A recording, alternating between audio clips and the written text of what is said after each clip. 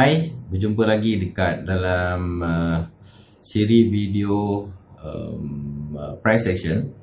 So, saya harapkan anda melihat dan menonton video-video yang sebelum ni yang telah dipaparkan. Dan untuk kali ni, untuk video ini saya ingin explain tentang, saya nak menerangkan berkenaan dengan multi time frame. Cuba sebut multi time frame. Yes.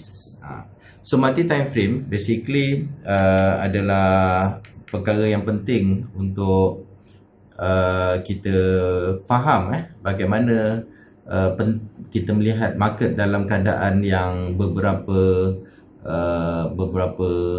pemandangan, beberapa view lah. Contoh yang sebagaimana yang ni, this is we call it as multi time frame. Yang sebelah kiri ni kita namakan, sebelah kanan ni time frame daily, sebelah kiri ni adalah 4 jamnya, 4 hours, dan di sini H1. Saya boleh switch in between. Contoh dekat sebelah kanan saya switchkan kepada weekly, sebelah di sini dekat tengah ni saya tukarkan kepada H1 1 hour chart, dan dekat sini pula saya tukarkan kepada M15 supaya kita lihat. M15 maknanya minit, 15 minit, untuk kita lihat pergerakan-pergerakan market untuk kita nak trade lah.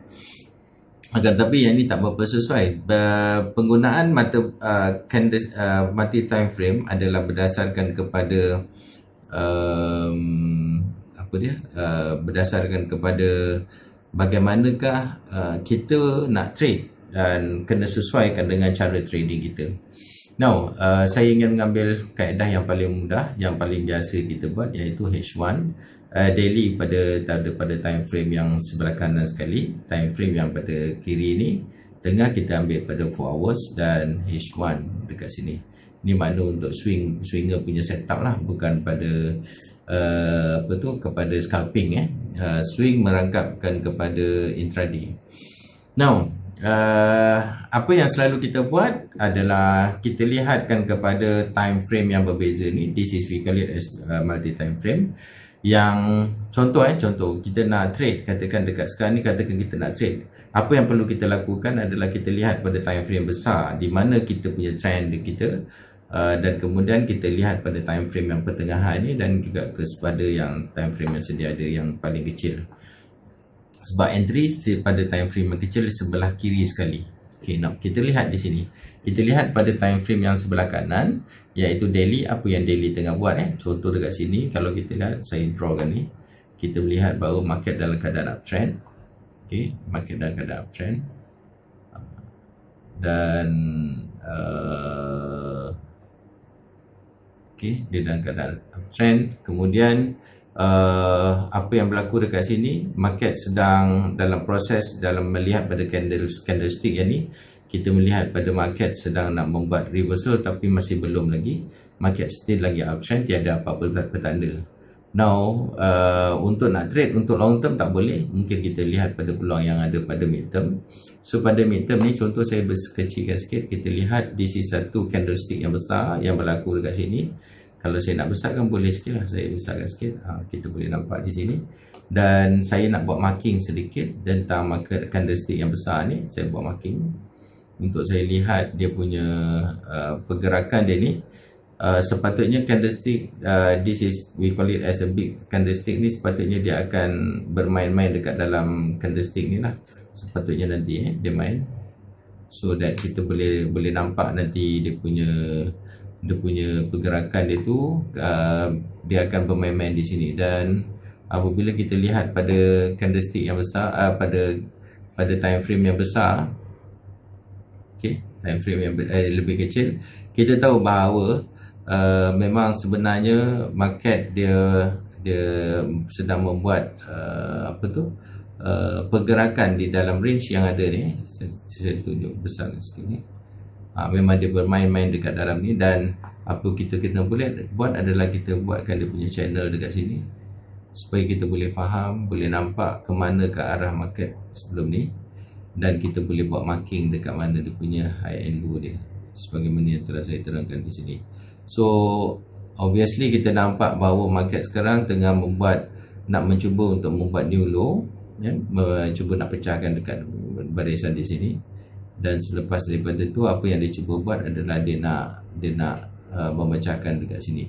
Tapi market masih lagi di dalam satu candle besar ni, masih lagi mencari arah untuk nak pergi ke mana, arah untuk nak pergi ke apa tu, time frame yang lebih besar lagi, kepada mana market dekat dalam time frame yang besar, masih lagi dalam keadaan up, masih dekat dalam H4, masih dalam that sideways. Untuk time frame yang kecil kita boleh trade dia dalam keadaan yang sideways lah.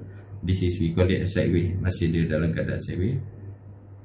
So dekat sini kita boleh buatkan cara trading yang biasalah, kita buat dalam bentuk channel or whatever, semua sekali kita boleh buat untuk membolehkan kita nampak pergerakan market, okay, walaupun dia dalam keadaan menarik. So this is scalping punya strategi, ya, scalping punya strategi. Dan kemudian kita dapatkan strategi kita melihatkan kepada dia punya direction market, ke mana dia nak pergi untuk short term, untuk mid term dan juga long term.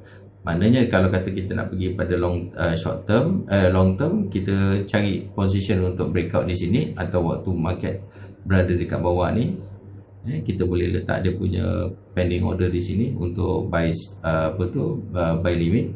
Lepas tu stop loss dekat bawah, ataupun dekat atas ni, di atas ni kita letakkan sebagai buy stop, dan kemudian stop loss di bawah dia supaya market tak masuk balik semula.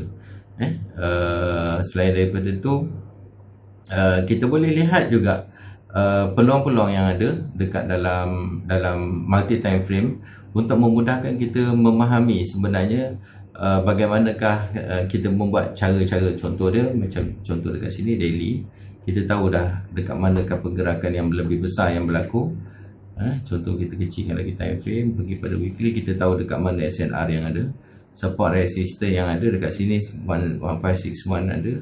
Dan kemudian kita boleh tarikkan trend line dekat sini untuk kita tahu pergerakan yang ada, trend line.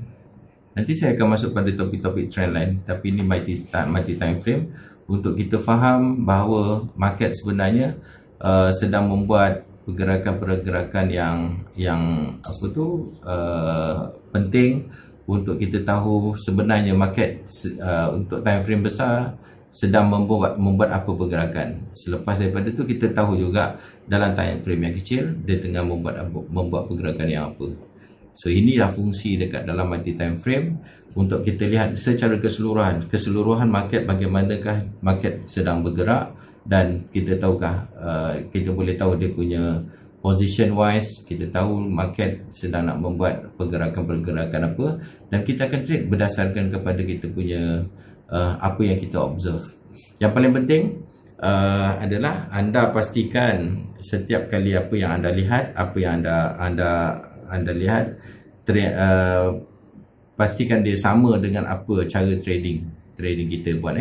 Contoh macam saya cakap tadi, dalam bentuk swing ataupun dekat dalam bentuk intraday. So kita tahu dah ke mana arah market yang membolehkan kita boleh faham pergerakan market, supaya kita akan suitkan setiap kali strategi yang kita buat, dan juga pemahaman pemerhatian kita terhadap market, dan seterusnya kita tahu dah ke mana arah tuju kita. Automatically kita akan faham dekat mana kita punya lot size kita, berapa lot size kita nak masuk, risiko yang kita ada untuk kita letakkan kita punya stop loss, dan di mana tempat kita nak keluar di dalam market. Okey, jumpa lagi dalam video seterusnya. Okey, jumpa lagi. Bye bye.